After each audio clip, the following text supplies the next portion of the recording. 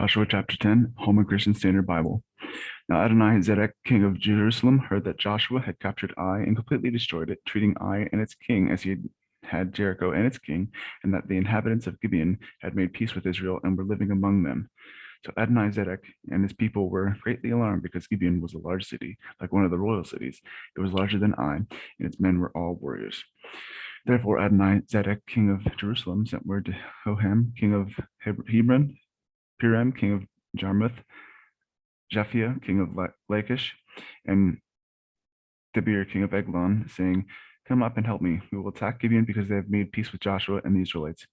So the five Amorite kings, the kings of Jerusalem, Hebron, Jarmuth, Lachish, and Eglon, joined forces, advanced with all their armies, besieged Gibeon, and fought against it. The men at Gibeon sent word to Joshua in the camp at Gilgal, "Don't abandon your servants. Come here quickly and save us. Help us, for all the Amorite kings living in the hill country have joined forces against us." So Joshua and his whole military force, including all the fighting men, came from Gilgal. The Lord said to Joshua, "Do not be afraid of them, for I have handed them over to you.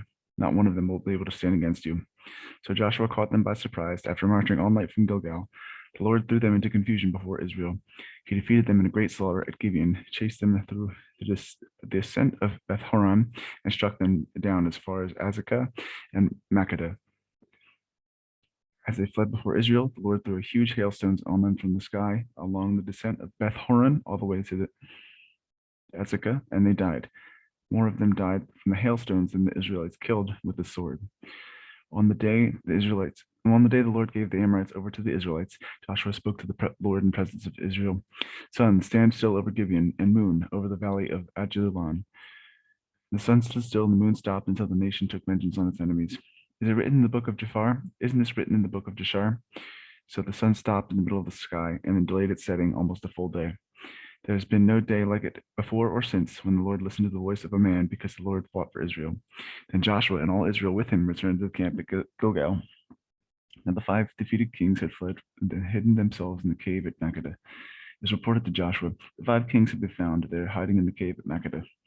Joshua said, "Roll large stones against the mouth of the cave and station some men by it to guard the kings. But as for the rest of you, don't stay there. Pursue your enemies and attack them from behind. Don't let them Don't let them enter their cities, for the Lord your God has handed them over to you." So Joshua and the Israelites finished inflicting a terrible slaughter on them until they were destroyed, although a few survivors ran away to the fortified cities. The people returned safely to Joshua in the camp at Makkedah, and no one dared to threaten the Israelites. Then Joshua said, "Open the mouth of the cave and bring those five kings to me out there."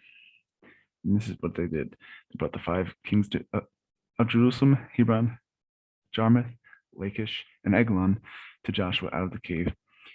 When they had brought the kings to him, Joshua summoned all the men of Israel and said to the military commanders who accompanied him, "Come here and put your feet on the necks of these kings." So the commanders came forward and put their feet on their necks. Joshua said, "Do not be afraid or discouraged. Be strong and courageous, for the Lord will do this to all the enemies you fight."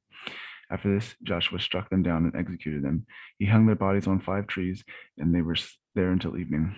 At sunset, Joshua commanded that they be taken down from the trees and thrown into the cave where they had hidden. Then large stones were placed against the mouth of the cave, and the stones are there to this day. On that day, Joshua captured Makkedah and struck it down with the sword, including its king. He completely destroyed it and everyone in it, including leaving no survivors. So he treated the king of Makkedah as he did the king of Jericho. Joshua and all Israel with him crossed from Makkedah to Libnah and fought against Libnah. The Lord also handed it and its king over to Israel. He struck it down, putting everyone in it to the sword, and left no survivors in it. He treated Libnah's king as he had the king of Jericho.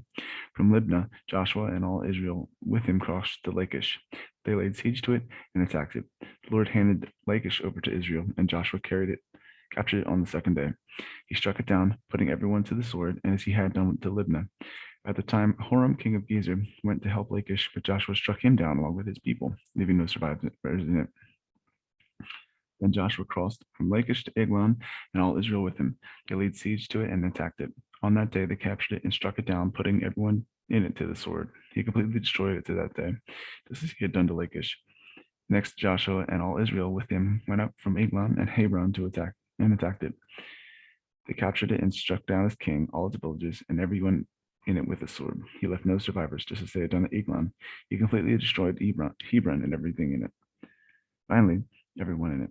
Finally, Joshua turned to Debir and attacked it, and all Israel was with him. He captured its king and all its villages.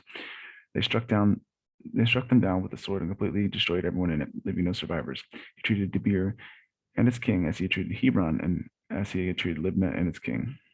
So Joshua conquered the whole region, the hill country, the Negev, the Judean foothills, and the slopes with all their kings, leaving no survivors.